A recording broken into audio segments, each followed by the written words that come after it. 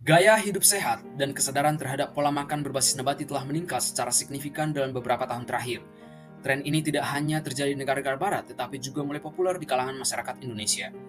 Genping vegetarian hadir sebagai jawaban atas kebutuhan makanan sehat, lezat, dan terjangkau yang bebas dari bahan hewani. Produk ini mengusung konsep makanan tradisional Tiongkok yang dimodifikasi menjadi 100% vegetarian tanpa mengurangi cita rasa dan kepuasan konsumen tentunya. Pada kesempatan kali ini bersama saya Kardo, kita akan menganalisis model bisnis Canvas, Genping Vegetarian, untuk mengetahui kekuatan, kelemahan, serta potensi pengembangan usaha ini. Pembahasan kita yang pertama adalah deskripsi produk, yaitu produk dari Genping Vegetarian, kemudian dilanjutkan dengan kerangka teori bisnis model Canvas, yang ketiga adalah analisis bisnis model Canvas untuk Genping Vegetarian, dilanjutkan dengan kesimpulan, dan nanti akan kita tutup dengan daftar pustaka. Jadi Genping Vegetarian adalah usaha kuliner yang menawarkan berbagai macam menu makanan Asia berbasis nabati, dengan produk utama adalah Genping, makanan jalan khas Tiongkok berupa krepes gurih berisi saus yang segar, sayur spesial dan juga rempah alami. Selain Genping, usaha ini juga menjual burger, nasi goreng, mie bakute, nasi 3T, nasi ayam penyet, capcay, kue tiao, Genping, cakwe, bihun, yang mana semuanya ini terbuat dari produk nabati, jadi bukan hewani. Untuk Instagramnya ada di sini Genping Vegetarian yang berlokasi di One Batam Mall di Batam, Kepulauan Riau. Jadi bagi teman-teman yang berada di Batam atau Kepulauan Riau, jangan lupa untuk cobain Genping Vegetarian.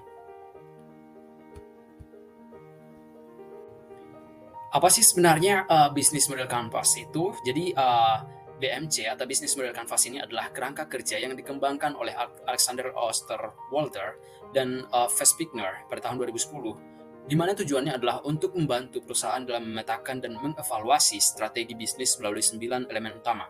Apa aja 9 elemen utama ini akan kita bahas di selanjutnya. Mari kita analisis 9 bisnis model Canvas Genping Vegetarian. Yang pertama adalah customer segments, yaitu siapa saja yang menjadi target pasar atau pelanggan yang dilayani. Karena ini adalah usaha kuliner di bidang vegetarian, maka tentunya konsumennya adalah vegetarian dan vegan. Kemudian masyarakat yang menjalani pola hidup sehat, baik itu perkantoran, mahasiswa, komunitas yoga, meditasi, dan semua orang pecinta makanan organik. Kemudian yang kedua adalah value propositions, artinya nilai atau manfaat apa yang ditawarkan kepada pelanggan.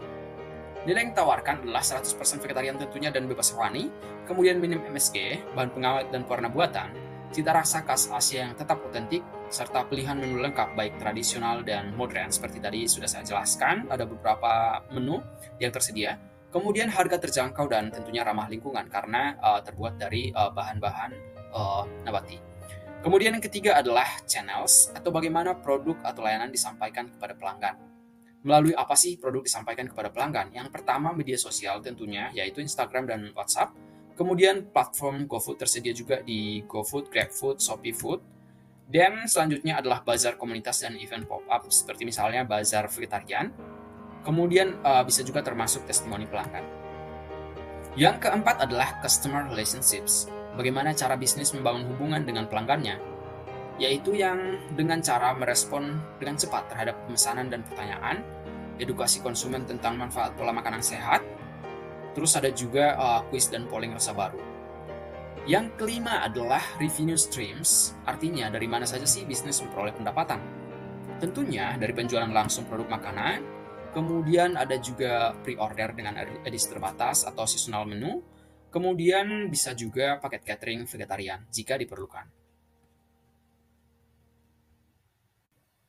Kita lanjutkan dengan yang keenam, yaitu key resources, yaitu sumber daya utama yang diperlukan agar bisnis dapat berjalan.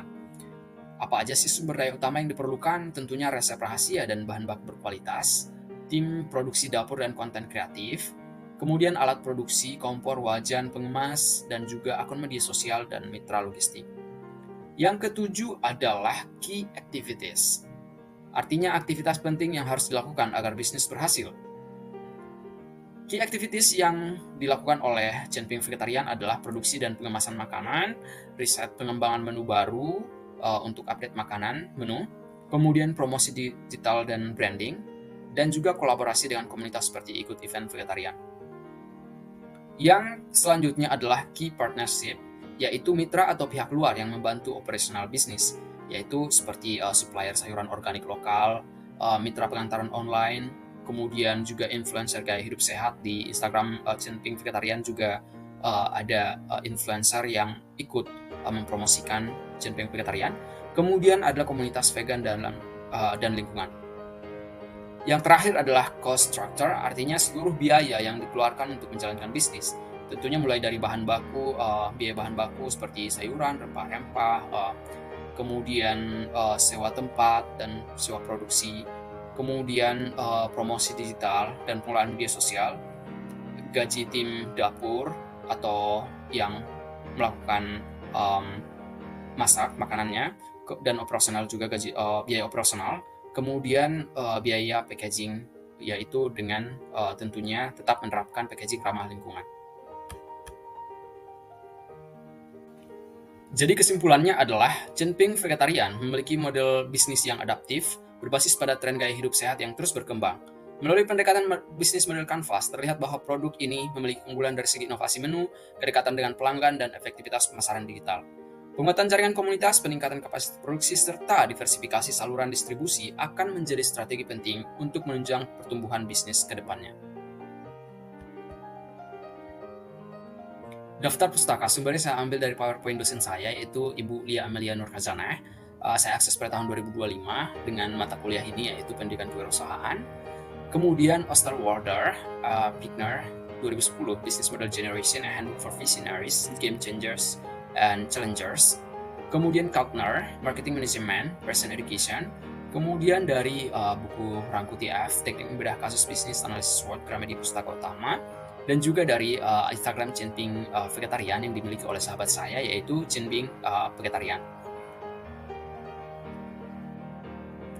Setiap bisnis besar selalu berawal dari ide sederhana dan tekad yang kuat. Semoga apa yang saya paparkan hari ini bisa menjadi inspirasi bagi kita semua untuk terus berinovasi dan berani melangkah sebagai wirausaha. Terima kasih atas perhatiannya, semoga bermanfaat, dan see you in the next video.